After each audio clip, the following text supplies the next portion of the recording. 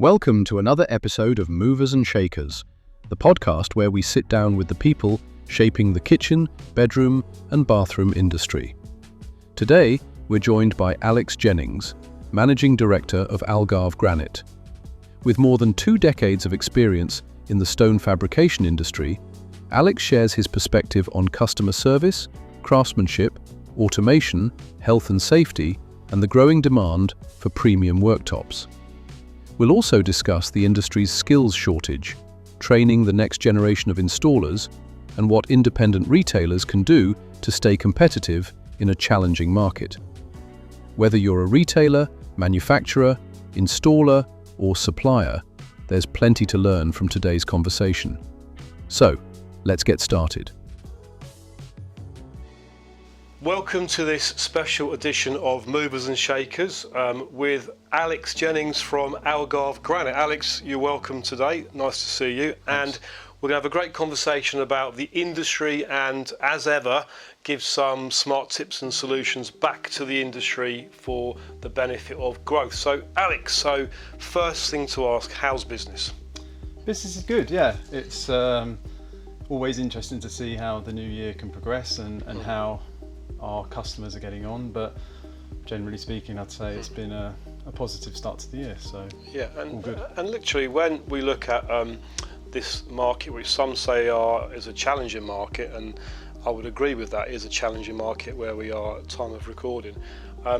What do you think is smart advice to let's say an independent retailer on how they could perhaps look at their proposition and look at some growth options? What would you suggest they should really think about in today's market to grow their business? What's important? Well, I think looking after your customer from our perspective has always been the number one, the most important thing that we That's certainly your reputation, that is, So that's what we go for. I think with kitchen retailers, they're in a slightly more difficult spot in that they have to go directly after the retail customers rather than having the repeat trade business, which for us is a real positive to be able to fall back on.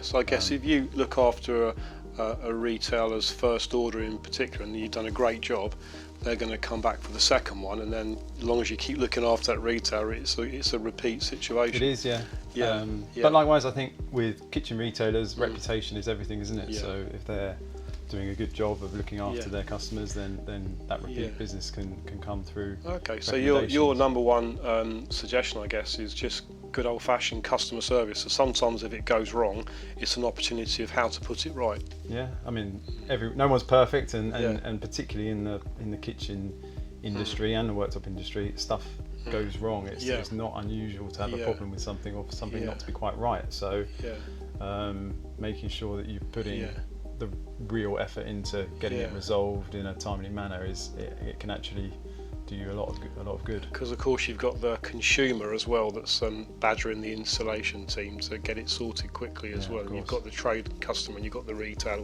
what have you. So it's quite a mechanism of making sure the wheels turn in the right way for the right success. What's the number one let's say kerfuffle that happens in the solid surface marketplace that's the most common problem that you get over? I'd love to know that there was just one problem that always comes up. It's a great word, that kerfuffle, isn't it? I love that word. But honestly, there's such an array of different things that can go wrong right from the outset. There could be issues with understanding whether the right quote has been produced, whether you've got the right information from the customer, whether when a job's being measured, has it been measured right? Have you got all the information correct from exactly what the customer wants, and then you've got to make sure it's cut right. Do you take self-measures, or do you like to always go out and double check it? Everything is typically digitally surveyed. You're still using the Corex as the template, or you do generally now it's all lasered. It's all lasered. Wow. That produces like CAD files straight from CNC. But it doesn't mean it's perfect. You can it's only as good as the user. So our team thankfully are well trained and experienced. So it's unusual, but it's a case of having communication with the customer to understand exactly what they want. Okay, that leads on lovely to the conversation of craftsmanship or automation. So in the factory, so how, people talk about AI and they talk about technology moving faster and faster ahead. In the solid surface market, do you see that changing even more so for automation? Well, I mean, it's moved a long way in the last 10-15 years, and Right. Almost everything in the factory now is produced on CNC machine, Okay. which is automated completely or semi-automated at least. Yeah. It means that you've got control over your quality, over your speed and consistency. Right. So And really, tolerances and so forth. your tolerances are tighter. But the craftsmanship still needs to be there. You need people to understand the materials and how it can perform. Right. Yeah. You've got there's small detailing that often needs finishing, but it's definitely different to how it was years back. Yeah, and it's a great lead into the big talk of the industry now, which is the silica, which I understand is the component that bonds man-made particles together, whatever your granite particles to make the other options that aren't granite. And I guess there's reading all the trade press about the health and safety executive doing these random visits and so forth. So what advice have you got for anyone that's fabricating now? What should they be thinking about now? Well, yeah, I mean, firstly, the silica's in all natural stones as well as just the man-made. Yeah. Oh, right. The problem typically comes off the back of the man-made quartz, which is tradition in the past a very high content of silica. That's more content. Oh, okay, right. And actually, where we're just talking about technology and everything like that's aided the industry in terms of improving the working environment by processing on CNC machine. You're using water to suppress the dust, so that's not in the air to breathe in. As much as you can reduce the need to hand cut and hand finish anything is reducing the amount of dust in the air.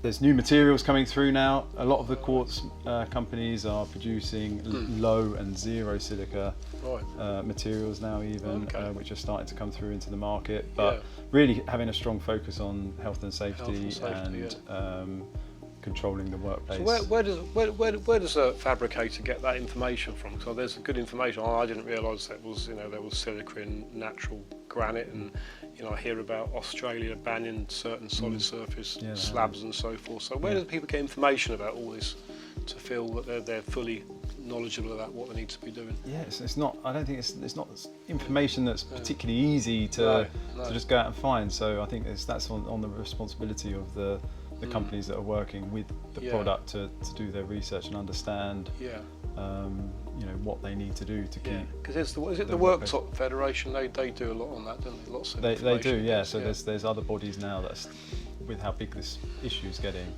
there's more and more information becoming available. The HSE, health and safety consultants that can advise you correctly. Right, That's what I mean. That's a good way to go then. So we work with an independent consultant who will visit us. They make sure that we're the workplace is in the best condition it can be in. They make sure that we're doing health surveillance on our employees, on the workplace environment. I think the thing is with health and safety now is they say that there's no acceptable level of silica dust, so you can't just get to a point where you say, okay, we're doing everything now, we don't need to worry about anything. They say that no matter what, if you can find a way to make improvements, then you need to keep on doing that. So it's not easy, but it's something that you have to keep I guess we speak to lots of retailers that say that, Simon, we hardly ever sell laminate now, where everybody's coming asking for solid surface. So there's still a growth in that demand, I would imagine. Is that what you're finding? Well, I think luckily for us, I think that's what we've certainly seen over the past years, and there doesn't appear to be much sign in it slowing down. So I think we've been lucky in our industry that the demand for having that high quality premium product on the worktop is something that customers are prepared to pay for and maybe forgo some of the other luxuries that they might have in the kitchen. So what would be the current trend? So if let's say you're going into an independent studio and then there's all this, in some respects, Alex, there's too much choice. But how does what is the current trends when the customer comes? How do they choose firstly? But what are they tending to choose? Well, I mean, I think the growth? I think firstly, if you go back a step further, when you had the choice of natural materials like granite, marble, some slate, for example. All right. To then, do you remember Pyrolave worktops? That was an incredible thing. Do you remember that? That was another one. Maybe that's before my time. Is that gone now? Is it? I'm not sure. Okay. But it's like volcanic stuff. Oh, was it? It was really interesting. No, I'm not familiar with it. But no, the quartz burst onto the scene, didn't it? With there was a small number of manufacturers that were producing it, and now we're in an era where there must be 40, 50 different suppliers of quartz. So by volume and value, quartz is the biggest choice. And these are produced by, in some cases, really, really big companies. They have massive marketing budgets. Right. So they're obviously getting into studios, trying to sell their product, giving them. Are these branded things? Branded, yeah. This is typically branded. Yeah. Obviously, there's stuff out there that's not branded as well. Yeah. But the branded companies have spent fortunes on getting this into the market, and now off the back of that, you've got ceramics coming through as well. Okay, that's it. And there's more more new products always. Are the Chinese looking to enter the market more so, lots of copies, or is that not happening? It's there. It's definitely there still, but and that does play a place in the market, and actually the quality is perfectly reasonable, but they don't have the marketing budget to spend on really positioning it at the front. If somebody's watching this and they don't know whether they should suggest to the consumer granite or quartz, just as a very quick executive summary, how would you say to the retailer? How would you sell to the customer which one that the consumer should buy?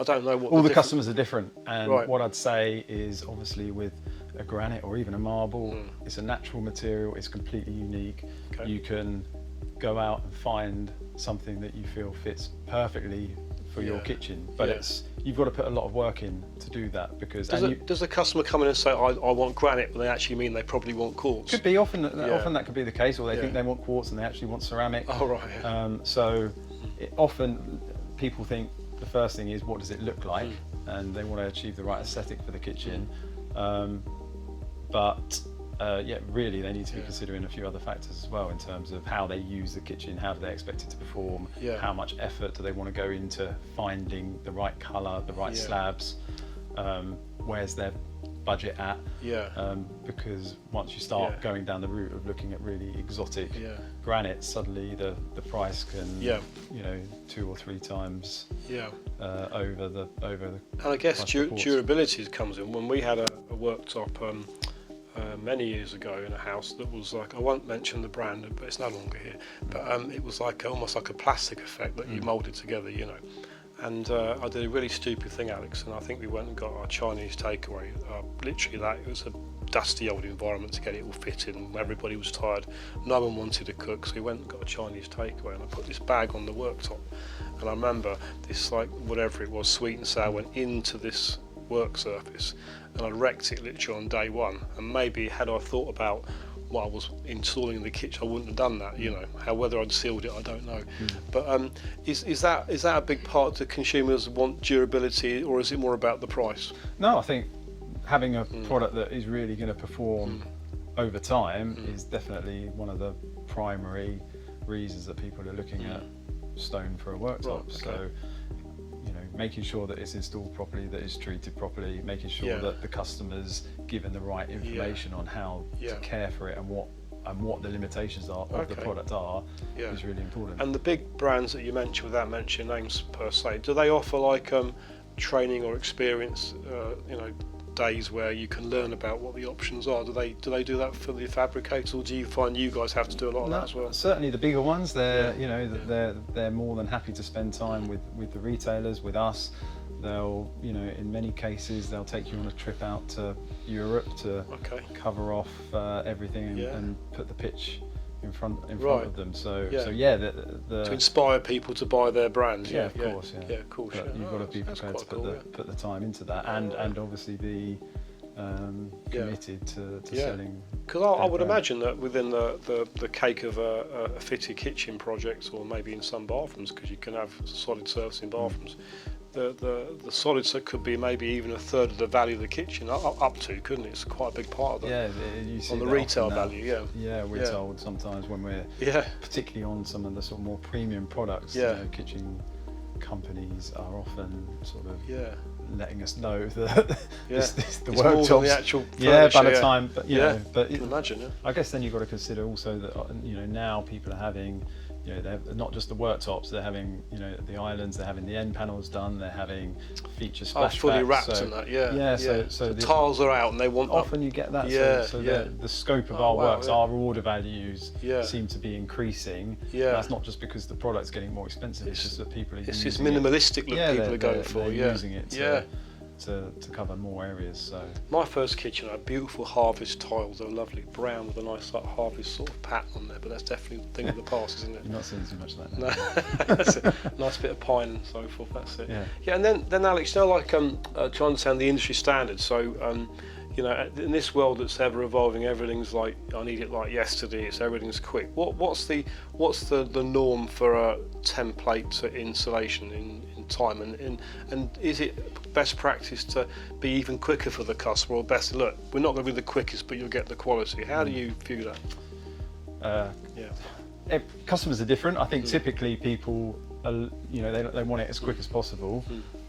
We've always tried to work on a 1 week turnaround. That helps with. Is that standard for the industry, week turnaround? I mean, often you hear stories of things taking a lot longer than that. Right, okay. You don't often hear about anything much quicker than that. I think by the time you've gone and done a measure, you've got all the details confirmed, you've got it made, and then back to fit. I mean, doing it in quicker than a week, of course that's possible, but it only takes one little hiccup for things to start to cause problems. So I think it's pretty standard. Okay.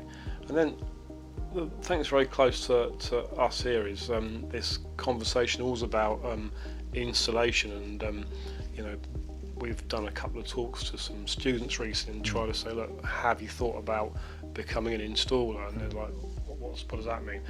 Because people don't tend to want to get, when they're leaving education, get their hands dirty, as it were. It's always seen as something that's the last option they would choose. But in actual fact, if you're an installer, you can probably earn a decent salary. And if you said to a young student that's about to leave school, you could earn 50, 60, 70, 80,000 pounds a year as an installer. That the money's quite attractive. But how do you think they would understand those job roles? That's the first thing, which most careers teachers would never say. Well, what about being a granite installer? And then where the hell does somebody get trained, and who's going to give them an opportunity to learn a trade? So if you look at what you guys do as your model, what do you do in terms of bringing people on in that type of sector? How do you do that? This is one of the sort of things that we briefly touched on before. In that you mentioned the kitchen industry in terms of fitting staff is struggling with kitchen fitters, and that's an issue that's been recognised for the future. We've always had that problem because there's not that pipeline of comparable trades that can filter into what's the average age of one of your installers, would you suggest? I would say that they're late 20s, early 30s. Okay, so that's quite a young workforce. That's quite different.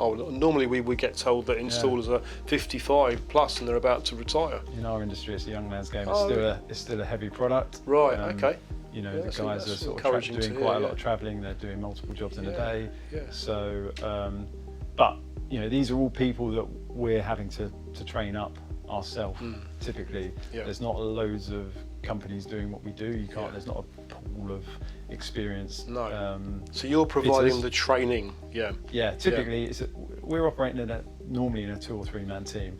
You've always got a head lead fitter, and you've got an assistant or a labourer initially who doesn't have the experience, who wants to learn, and we tend to see that that they can progress, they can learn on the job, and normally you might have someone who's able to go and do their own jobs within 3 or 4 months.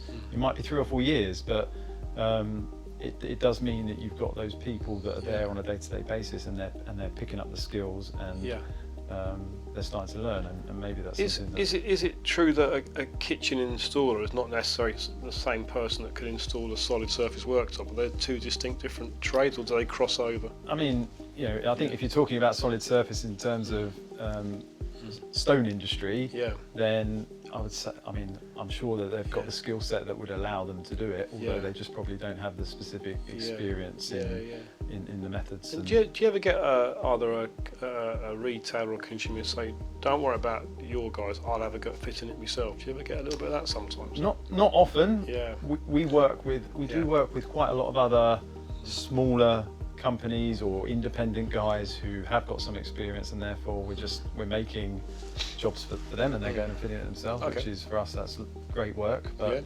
no, it's call it supply only, they say. Supply only, occasionally, if you're doing like a bathroom top or something like that, people if it doesn't involve little bit, if it doesn't involve cutting, if it doesn't involve leveling up and jointing, then there's no reason why someone can't do it themselves. So on that, so just going back on that subject, so how do you think fabricators across the UK, how are they attracting the future installers?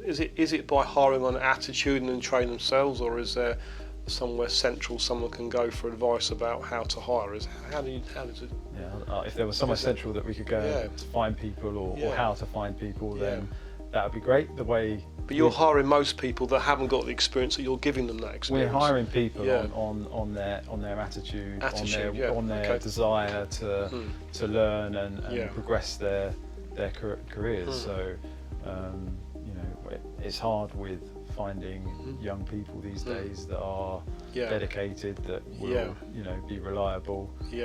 Particularly when you work. And I know we've had this conversation very briefly today before we started filming, but to our knowledge, we don't believe there's an apprenticeship standard for what you specifically do. There's installer standards which encompasses a little bit of what you do, but there's not a specific for solid surfaces. There. Not for the stone industry. Of course, there's apprenticeships in stone masonry, as we mentioned, but those the skills that they're learning in that is really more for traditional stone masonry, which is not transferable, particularly over to what we're doing. And there's a level 2 installer standard, but it's not specific to what you do. Maybe, just maybe, if there's a growth in solid surface, perhaps there's a review that could be looked into in terms of something specific to encourage more people to be qualified, because of course what you want, and I guess the industry wants, is people that are almost, dare I say, certified. That would be lovely if we could get to that position, like an electrician or a plumber. Is there realistically the demand? Is there the number of jobs out there that would lead people to see that there's value in that? I don't know. I think it's worth mentioning there's a review currently going with BIFIS about how do we certify insulation, generally speaking. So there's a consultation currently underway, which will probably be concluded by the time this goes live. But I think that's all good for the consumer as well, and I think it's good for the industry. At the minute, anyone can go into somebody's house, even without liability insurance, and fit a kitchen or a bathroom without any experience, and just tell the customer they have got it. There's no certification, so I think that could be good for the future. And then right at the very beginning, we're talking about, we really want to give people advice, from your how many years, Alex, have you been in KBB for? Over 20 years. Over 20 years. I think it's a little bit more than that, but a few more maybe. I think a little few more. So I think he's a bit like me. Anyway, so what is do you think in today's market? Just if you can just give one bit of sound advice back to a KBB retailer about how they could think about growing their business. Ultimately it benefits everybody. What sort of advice would you give? I know you mentioned about you guys, it was about customer service was the key thing for you, which I think is a really good point. But what do you think, is it something they could be more proactive with? Is it social media? Is it the quality of the team? Is it qualifications? What do you think that... Yeah, so social media is becoming a big thing, isn't it? I mean, it's getting more and more expensive, and I hear, the amount of money kitchen retailers are spending just to get one qualified lead, and lead generation, that money now is getting more and more, isn't it? So I think obviously having a good team around you, knowing your product as well as you can know it, and communicating to your team and your customers efficiently has got to be the most simple thing. So it's a people centric. So you're talking about making sure the team around you is well trained, and then you're giving communication to your team that's going to give you that success.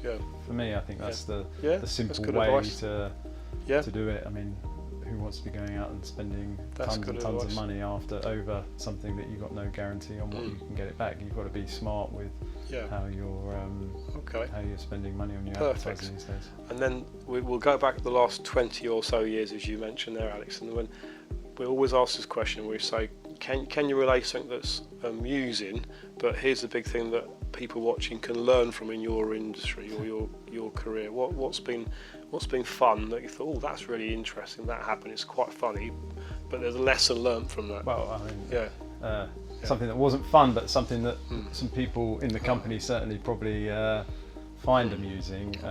Going back not too long after we sort of started rushing, we had a job that came back. There was a slight issue with it. We were short-staffed.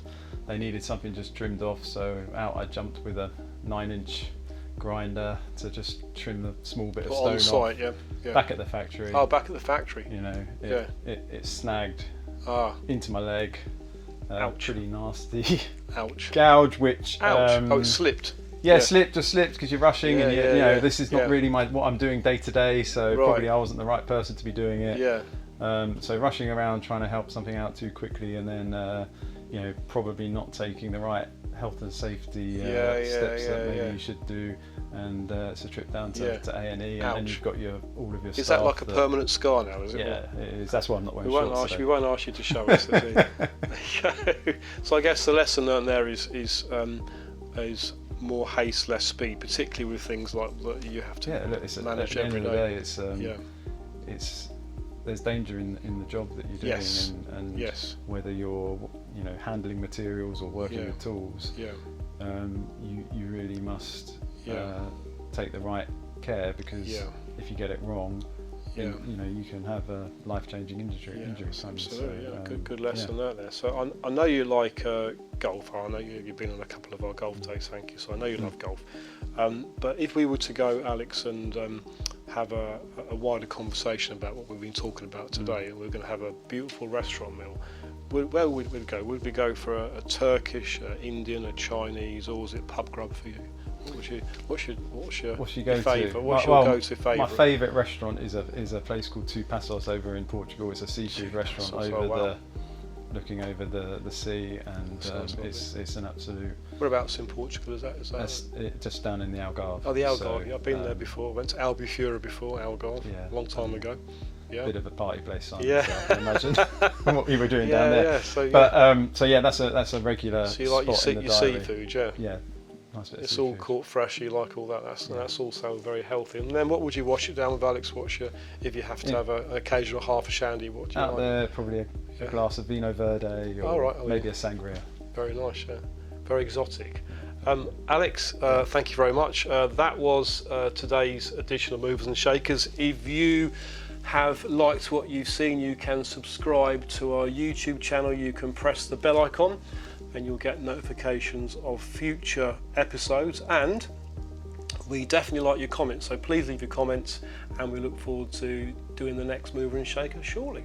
Thank you for watching.